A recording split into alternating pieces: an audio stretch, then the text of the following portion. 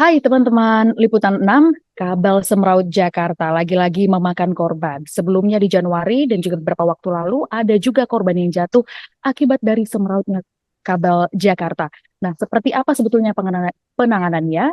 Saya akan membahasnya langsung bersama dengan anggota DPRD DKI Jakarta, Mas Hardianto Kenneth. Selamat sore, Mas Ken. Sore Mbak. Oke, Mas Ken, kejadian sejak Januari lalu hingga saat ini akibat kabel yang menjuntai dan semeraut bahkan ini menimbulkan korban jiwa. Anda melihat penanganannya harus seperti apa agar tidak terulang?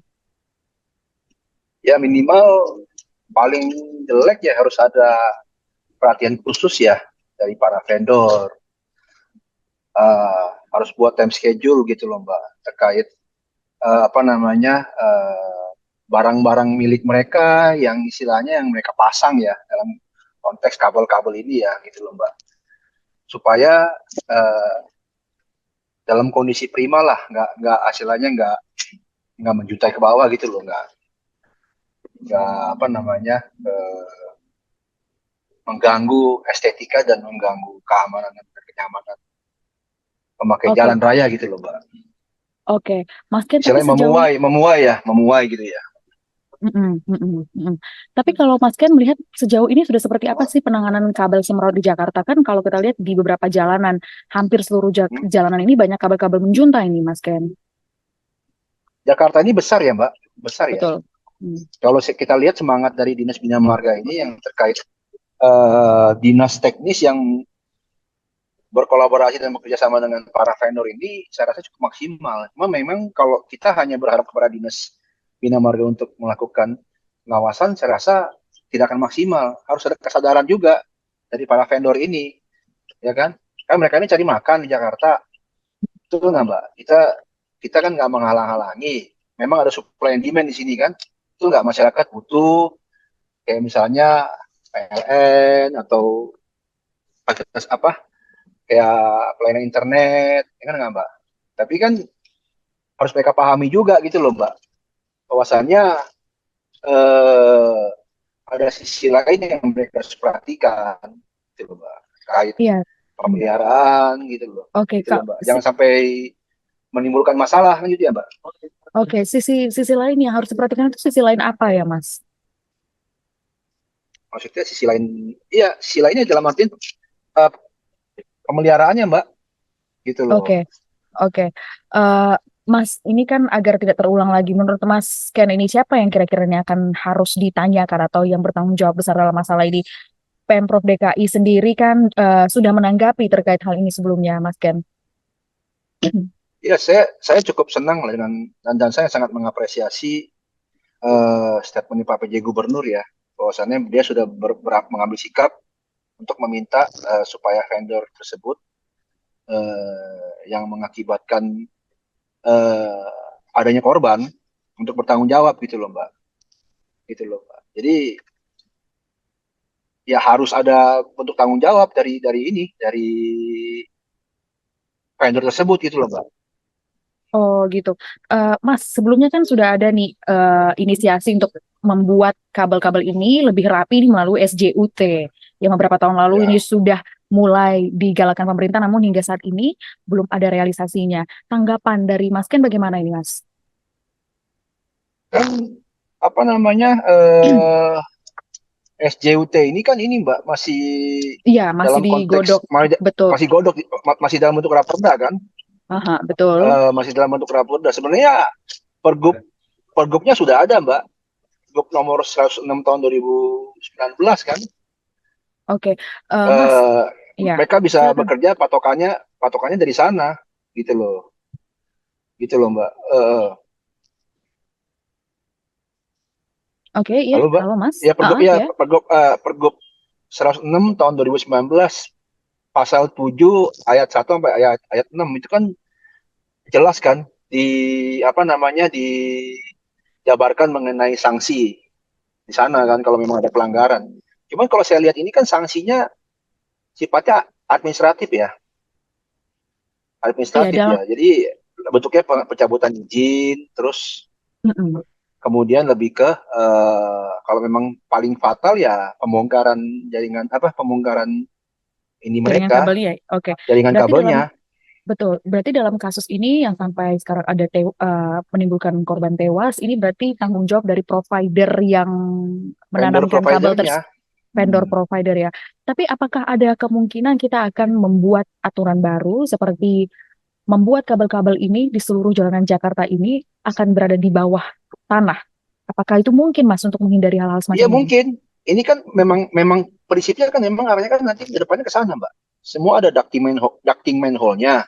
Cuman Mm-mm. kan operatornya adalah dari BUMD, Jakpro, ada penugasannya dan buat Jakpro dan Saranajaya. Cuman kan ini Raperda masih dalam konteks pembahasan nih, Mbak, belum selesai.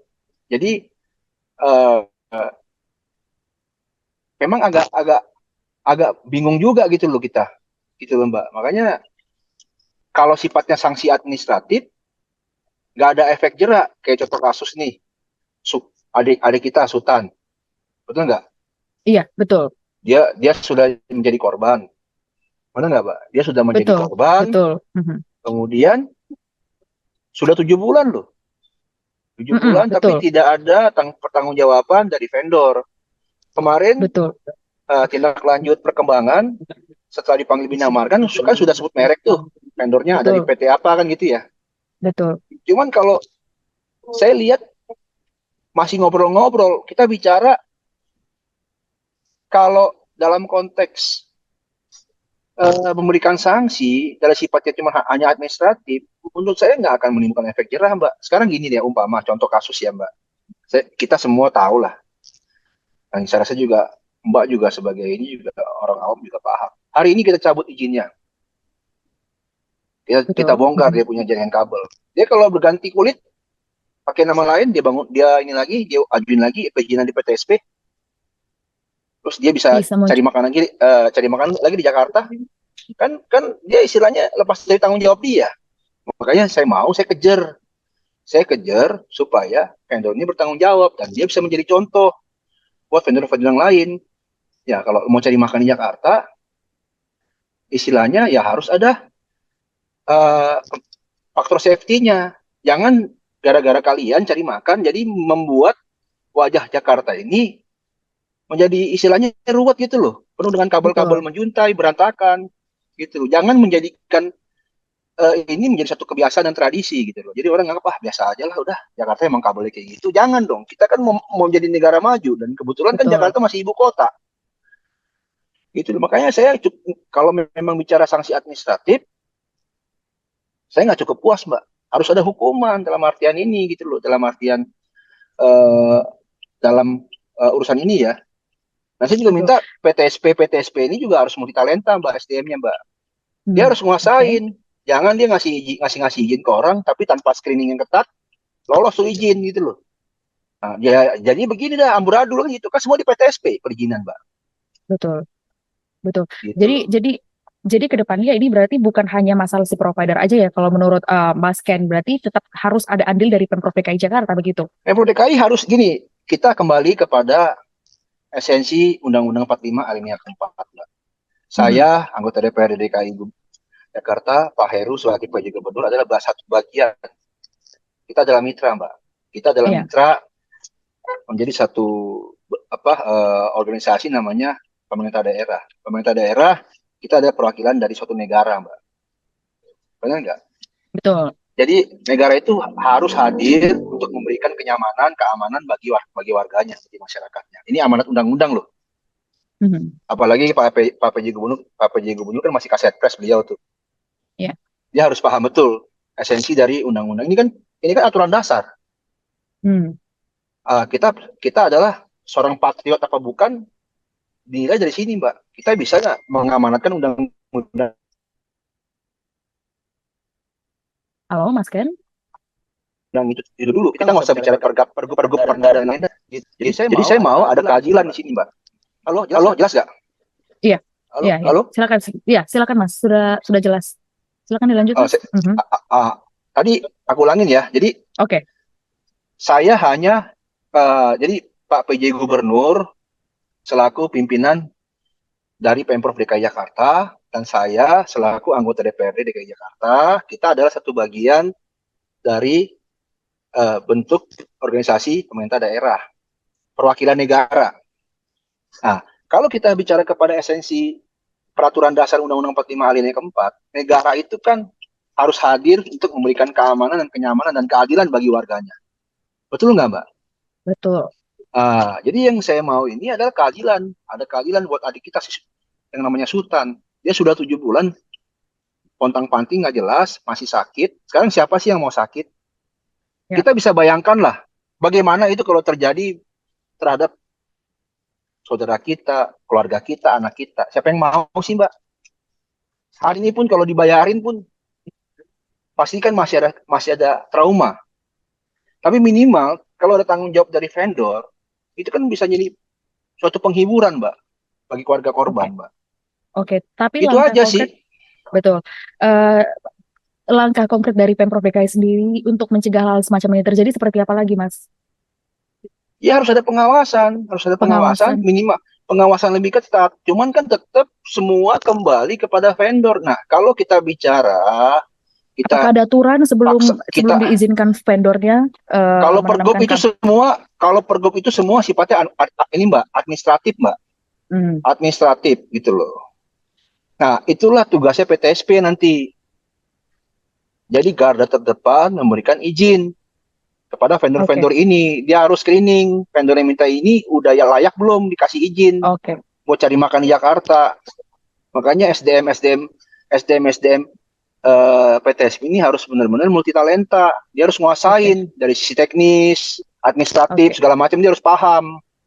Kalau hanya bicara-bicara karena faktor like and dislike, seneng nggak seneng, terus ujung-ujungnya orang dikasih izin, eh ya susah juga Mbak, itu loh Mbak. Ya ujung-ujungnya begini, oke. amburadul.